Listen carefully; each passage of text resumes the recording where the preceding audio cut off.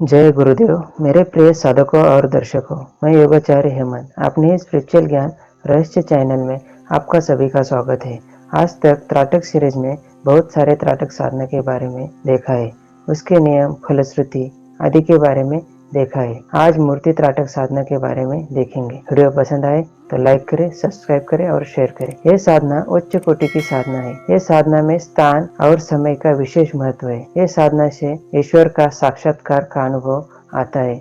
शरीर ने जो कष्ट सहन किया है उसका अंतिम ईश्वर प्राप्ति का मीठा फल है। यह साधना से साधक को जो सांसारिक, श्रामक और भ्रामक कल्पना होती है उनका विनाश होकर ईश्वर साक्षात्कार से मन उसी में लग जाता है।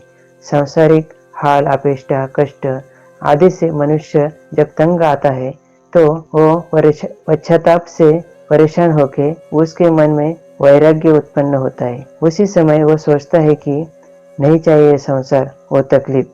तभी वो सोचता है ईश्वर प्राप्ति के लिए तप साधना करके ये जीवन सार्थक करते हैं। ये जीवन में जो मोह माया जाल है इसमें कुछ भी नहीं मिलता, ये मृगजल है। सत्य तो उसे भी अलग है। दृढ़ इच्छा और श्रद्धा से जो उपासना करते हैं, कोई कृष्ण की उपासना करता है, कोई देवी की करते हैं, भजन पूजन करके मन को एकाग्र करके उसी के चरणों में ये देह अर्पण कर देते हैं। उसके मन में एक ही विचार होते हैं कि मुझे कुछ तो अनुभव होगे, कुछ तो साक्षात्कार होगा। लेकिन बहुत बार ऐसा होता है कि उपासना से साधक को कोई अनुभव नहीं होते, तब वो मायूस होके साधक नास्तिक बनता है या अपनी कुछ गलती हो रही है क्या, ये ढूंढने लगता है। लेकिन उसे उसका कोई समाधान नहीं मिलता। तभी वो सदगुरु से अनुग्रह लेना पड़ता है। लेकिन एक बात बताना चाहता हूँ कि साधक ने कभी भी गुरु को ढूंढने के पीछे नहीं भागना चाहिए, क्योंकि ढूंढने से कभी भी सच्चा गुरु नहीं मिलता। साधक के साधना काल में जब सही समय आएगा तो उसे अपने आप सदगुरु मिलता है। ये बात साधक ने ध्यान में रखना चाहिए। साधना काल में अपना आचार विचार, मन, चारित्र्य शुद्ध रखना जरूरी है। तभी सदगुरु और ईश्वर का साक्षात्कार होना संभव है। सिर्फ गुरु कृपा के लिए अपनी साधना बीच में नहीं छोड़नी चाहिए।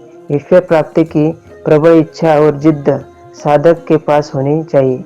ये ब्रह्मांड में अशक्य ऐसा कुछ भी नहीं है। दृढ़ संकल्प और दृढ़ विश्वास होना चाहिए। इसके बारे में स्वामी विवेकानंद जी ने दिया हुआ उदाहरण याद आया, वो बताता हूँ।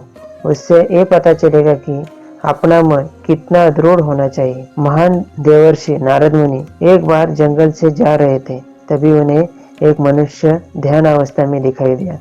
वो मनुष्य बहुत दिनों से ध्यान अवस्था में होने के कारण उसके बाजू में चिट्टियों का चक्रवात बन गया था। नारद मुनि को देखते ही उसने पूछा, मुनिवर आप कहाँ जा रहे हो? नारद मुनि बोले, स्वर्ग में। उस पर मनुष्य बोला, मेरा एक प्रश्न है, वो मेरी तरफ से पूछने की कृपा करें। मुझे मुक्ति कब मिलेगी? नारद मुनि बोले, ठीक है। वैसे कुछ दूर जाने के बाद और एक मनुष्य मिला। वो मनुष्य आनंद से नाच रहा था, गाना गा रहा था। वो मनुष्य नारद मुनि को देखते ही उनके पास आया और पूछा, कहाँ जा रहे हो मुनिवर? मुनिवर बोले, स्वर्ग में। तो उसने भी वही प्रश्न पूछने के लिए कहा, लेकिन वो मनुष्य आनंदी था। नारद मुनि बोले, ठीक है, देखो नियति का नियम कैसा होता है। कुछ दिनों के बाद नारद मुनि उसी जंगल में से भ्रमण कर रहे थे। तभी उन्हें जो ध्यान में बैठा हुआ मनुष्य दिखाई दिया। ध्यानस्थ योगी ने मुनिवर से पूछा, क्या बोले, मुझे कब मुक्ति मिलेगी? तभी नारद मुनि बोले, ईश्वर ने कहा है कि और 4 जन्म लेने होंगे, उसके बाद आपको मुक्ति मिलेगी। ये सुनकर अपने मन में दृढ़ विश्वास था, वो खो बैठा और बोलने लगा, इतना बड़ा चिट्टियों का चक्रवात बन गया, तभी भी मैंने ध्यान किया, तभी भी और 4 जन्म बाकी है। नारद मुनि वैसे ही आगे गए। उन्हें फिर से वो दूसरा मनुष्य मिला जो आनंद से नाच रहा था, गा रहा था। उसने पूछा, मुनिवर मेरा प्रश्न पूछा क्या ईश्वर से? मुनिवर बोले, हाँ। तो वो बोला, क्या बोले, मुझे कब मुक्ति मिलेगी? उसके ऊपर नारद मुनि बोले, जो सामने इमली का पेड़ दिखाई दे रहा है ना, उसको जितने पत्ते लगे हैं उतनी बार आपको जन्म लेना होगा, उसके बाद आपकी मुक्ति होगी। ये सुनकर वो मनुष्य आनंद से नाचने लगा और बोला, इतने कम जन्म लेने होंगे मुक्ति के लिए, मेरा कितना अच्छा नसीब है।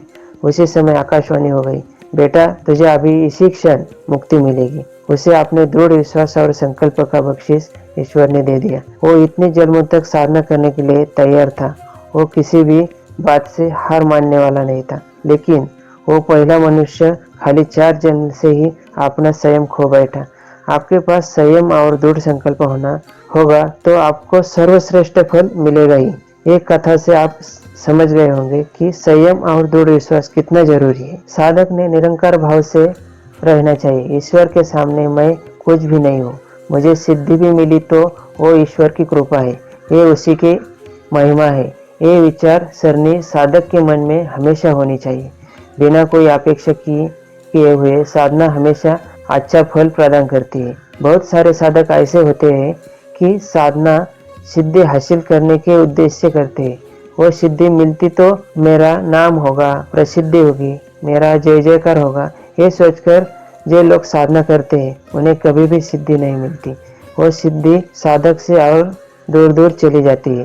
ये सत्य घटना है। इसलिए साधक ने कोई भी साधना निस्वार्थ भाव से करनी चाहिए। साधक ने एक बात पर विशेष ध्यान देना चाहिए कि मान सम्मान प्रतिष्ठा एक मृगजल है। ये सत्य परमात्मा उसे बहुत अलग है। जिसने मृगजल कभी देखा ही नहीं, वो उसे सत्य समझकर अपनी प्यास बुझाने के लिए उसकी तरफ भागेगा। लेकिन जब उसे पता चलेगा ये मृगजल झूठ है, तो वो दूसरी बार उसके तरफ कभी भी नहीं भागेगा। ये साधना की उच्चावस्था में साधक ये विश्व में जो भ्रामिक वस्तु है, जैसे घर, गाड़ी, मित्र, शत्रु, पैसा, ये सब भ्रम है। मोह माया सब छोड़कर ईश्वर में जब विलीन हो जाता है, तब वो साधक ईश्वर स्वरूप बन जाता है। ये बहुत उच्च अवस्था है। विश्व की कोई भी वस्तु से दुख आनंद का कोई भी परिणाम अपने मन पे नहीं होता। यह अवस्था मन की तुर्यावस्था होती है। साधक मूर्ति त्राटक साधना से अपने ईश्वर स्वरूप में स्थिर हो जाता है। तुर्यावस्था में स्थिर होने के कारण उसके पास बहुत सिद्धियों का वो स्वामी हो जाता है। संकल्प सिद्धि, वाचा सिद्धि के लिए ये साधना ज्यादा प्रभावी है, लेकिन सिद्धि ये भी एक भ्रम है। इसलिए साधक सिद्धि की इच्छा प्रकट नहीं करता, क्योंकि साधक को पूरी देवता ही वश होती है। उसके आगे ये सिद्धियां कुछ भी नहीं है। अभी हम मूर्ति त्राटक साधना की पद्धति के बारे में देखते हैं। मूर्ति त्राटक साधना के लिए एक स्वतंत्र रूम का चयन करें। वो रूम खाली साधना के लिए ही इस्तेमाल होना चाहिए, कोई और कार्य के लिए इस्तेमाल ना करें। स्वतंत्र रूम की व्यवस्था नहीं हो रही हो तो देवालय या रूम का कोई भी जो पवित्र जगह है वो जगह पे साधना कर सकते हो। मिट्टी का जमीन रहेगा तो वो जगह को हर दिन गाय के गोबर से पोछा मारे, या फर्श रहेगी तो पानी से रोज साफ करे। उसके बाद आसन डाले। लकड़ी के ऊपर कभी भी आसन नहीं डालना। यह साधना सूर्योदय से पहले या सूर्यास्त के बाद करना है। रात्रि में करेंगे तो भी चलेगा। साधना में जो जगह फिक्स करेंगे वही जगह का उपयोग करें, और समय का भी विशेष महत्व साधना में होता है। साधना के लिए दिशा पूर्व या उत्तर रख सकते हो। साधना की शुरुआत जिस देवता के ऊपर साधना करनी है उस देवता का जो दिन है उसी दिन से कर सकते हो। जैसे भगवान शिव का सोमवार, माँ काली के लिए मंगलवार आदि। त्राटक साधना के लिए आपने इष्ट देवता की प्रतिमा 3 बाई 3 इंच की लेनी है। वो ब्लैक एंड व्हाइट होनी चाहिए। साधना के लिए मूर्ति स्वरूप में लेनी हो तो किसी भी धातु की 4-5 इंच की मूर्ति ले सकते हो। मूर्ति का कलर कोई भी ले सकते हो। जिन्हें साधना के लिए देवी देवता नहीं चाहिए वो कोई भी फूल की प्रतिमा ले सकते हो। अपने इष्ट की प्रतिमा दीवार पर ऐसे लटकाना है कि आंखों से समांतर रेखा में आए। प्रतिमा से 3 फीट अंतर छोड़ के आसन पर बैठना है। बैठने से पहले शरीर शुद्धि करके बैठना है। बैठने के बाद देवता का स्तुति मंत्र का जाप करना है। उसके बाद मूर्ति या प्रतिमा को एकाग्र दृष्टि से 20-25 सेकंड देखना है। उसके बाद आंखें बंद करना है। बंद आंखों के सामने प्रतिमा लाने की कोशिश करना है। आंखों के सामने दिखने वाले प्रतिमा कुछ देर बाद धुंधली हो जाएगी, तब फिर से आंखें खोलनी है। फिर से प्रतिमा को 20-25 सेकंड देखना है। फिर से आंखें बंद करने हैं और फिर से प्रतिमा को मन चक्षु के सामने लाने की कोशिश करनी है। ऐसे हर दिन 20-25 बार करना है। कुछ दिनों के बाद आंखें बंद करते ही ध्यान में मन चस्कू के सामने प्रतिमा स्पष्ट दिखना शुरू हो जाएगा। साधना में बंद आंखों के सामने प्रतिमा मन चस्कू के सामने 3-4 मिनट स्थिर होना शुरू हो जाए तो समझ लेना अपनी साधना सिद्ध हो गई। इष्ट देवता की प्रतिमा 12 सेकंड स्थिर होना धारणा है। यही प्रतिमा 3-4 मिनट स्थिर होना ध्यान है और आधा घंटा स्थिर होना सविकल्प समाधि मानी जाती है। ये साधना से त्रिनेत्र जागरण के लिए मदद होती है। साधना सिद्ध होने के बाद आंखें बंद करते ही आंखों के सामने बहुत सारे दृश्य दिखना शुरू होगा, लेकिन प्राथमिक अवस्था में उसका कोई अर्थ नहीं होता। मूर्ति ध्यान अवस्था की उच्चतर अवस्था यह है, देवता पूर्णता वश होती है। उसके मदद से जो चाहे वो कार्य कर सकते हो। आगे के अनुभव खुद ही देखें। ये साधना का प्रैक्टिकल अनुभव कभी भी ले सकते हो। अपने हाथ में जो घड़ी है उसे देखकर आंखें बंद करके उसे आंखों के सामने लाने की कोशिश करें। प्रैक्टिकल के लिए कोई भी माध्यम ले सकते हो। जब आंखें बंद करेंगे और जो माध्यम आंखों के सामने आएगा उसके बारे में विचार आना शुरू हो जाएगा। ये साधना से भूत भविष्य देख सकते हो। आशा करता हूँ कि आपको कुछ तो जानकारी मिली होगी। वीडियो पसंद आए तो लाइक करें, सब्सक्राइब करें, शेयर करें। जय गुरुदेव।